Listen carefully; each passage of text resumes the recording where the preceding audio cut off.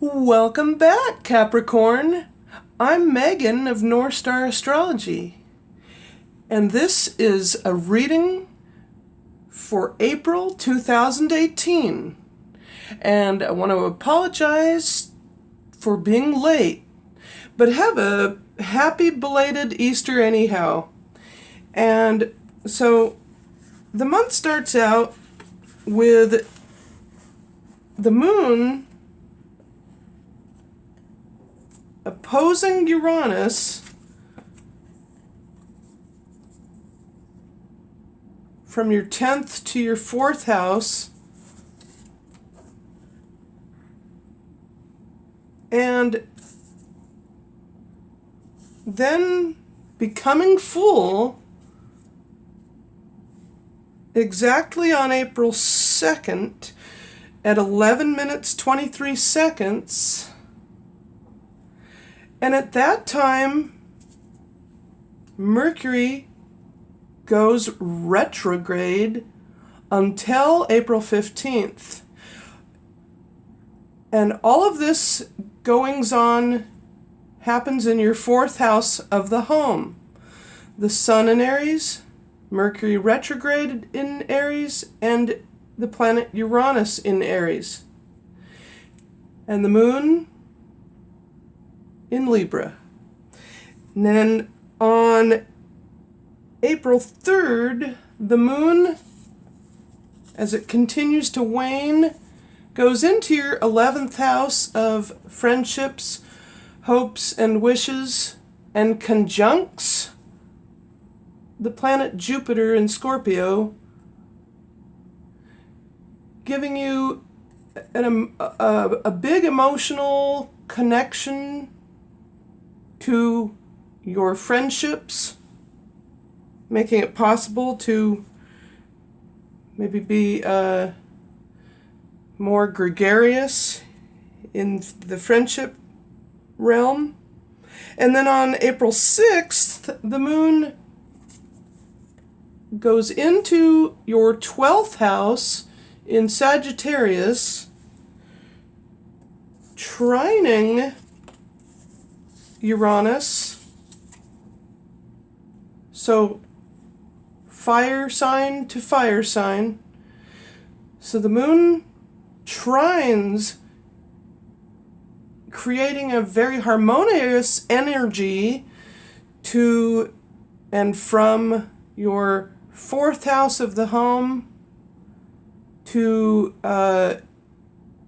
your 12th house of the subconscious mind. And what this can do for you is bring sudden insight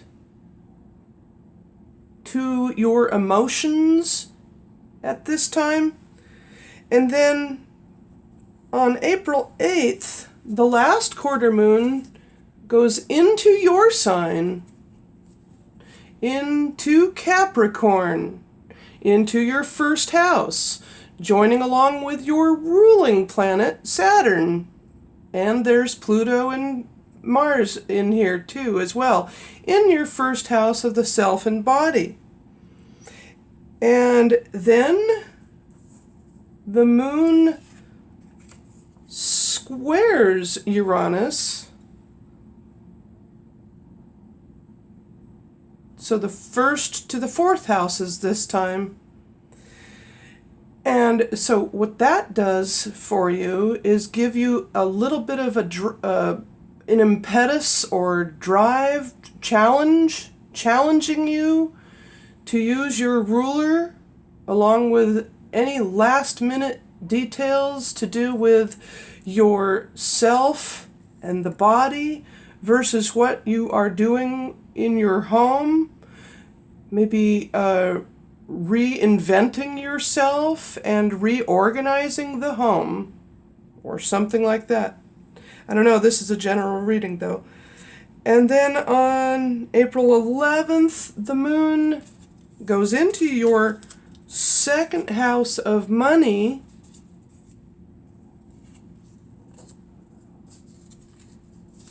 now sextiling Uranus. So now from the second house to the fourth house, we have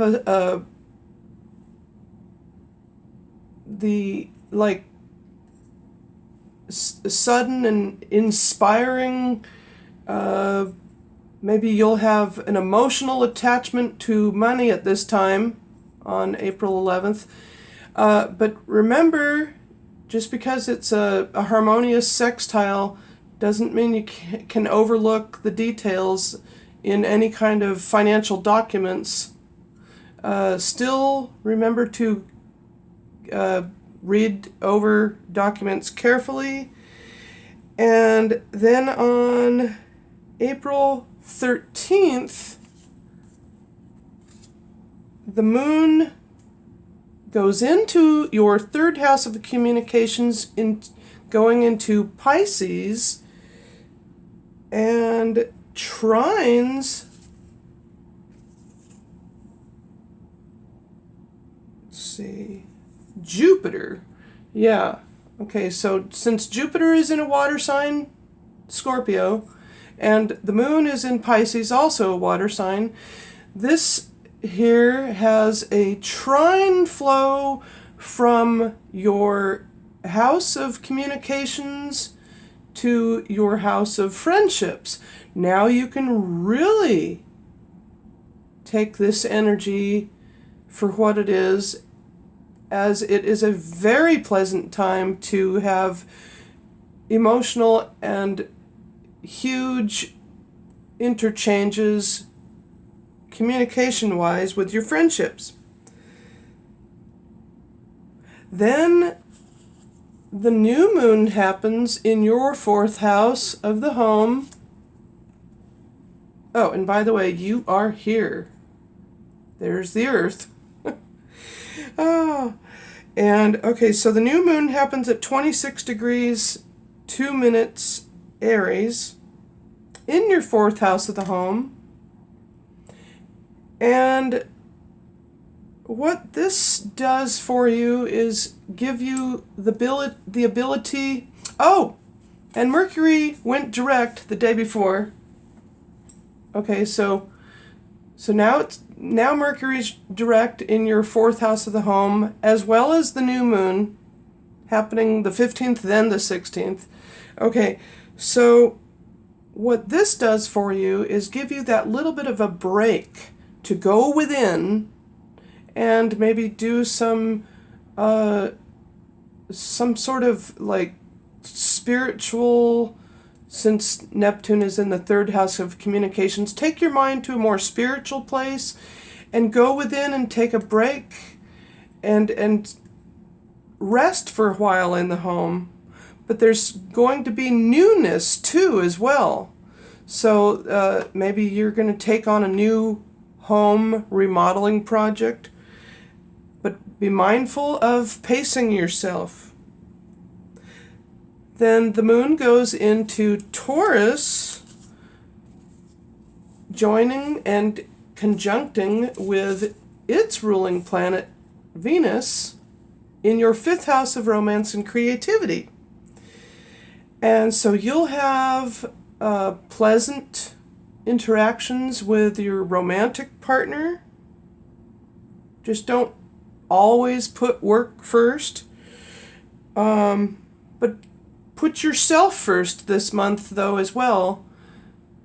Because unless we can know ourselves, we can't know others. And so also remind yourself that you matter too, and take care of your physical body in order to manifest this new romantic partner. Then on April 20th, the moon goes into Gemini, into your sixth house of work and service given, and your health, and any nutritional matters.